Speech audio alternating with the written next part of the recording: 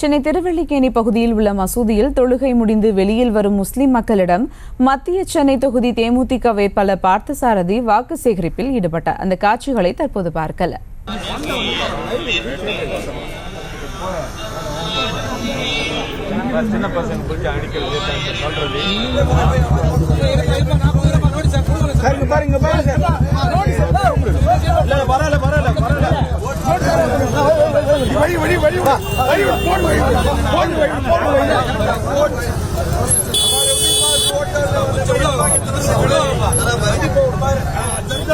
கூடுதல் விவரங்களோடு இணைகிறார் எமது செய்தியாளர் பாரி கார்த்திக். வணக்கம் பாரி கார்த்திக், விவரங்கள்.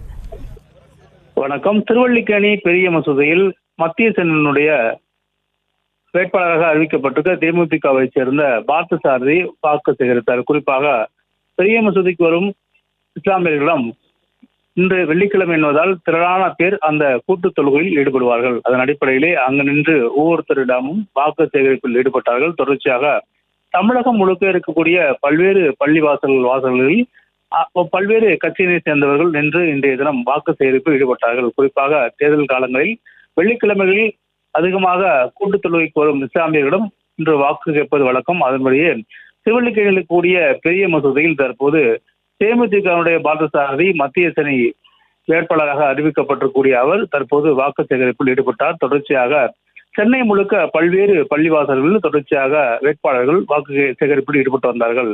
தேர்தல் காலம் என்பதாலும் குறிப்பாக இன்று விடுமுறை நாள் என்பதாகவும் இன்று பகல் முழுக்கவே பல்வேறு இடங்களில் பிரச்சாரமானது நடைபெற்றது. அதன் அடிப்படையில் தற்போது திருவல்லிக்கேணி பெரிய மசூதியில் திரளான பேர் வேட்பாளர்கள் வாக்கு சேகரிப்பில் ஈடுபட்டார்கள். அதன் அடிப்படையில் தேமுதிக வேட்பாளர் பார்த்தசாரதியும் தற்போது இந்த வேட்பாளர் நியமிக்கப்பட்ட பார்த்தசாரதி அவர்களும் தற்போது இந்த பெரிய மசூதியில் தன்னுடைய வாக்குகளை கேட்டு வருகிறார்.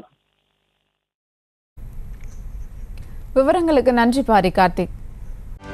செய்திகளை உடனுக்குடனும் துல்லியமாகவும் தெரிந்து கொள்ள சப்ஸ்கிரைப் பண்ணுங்க.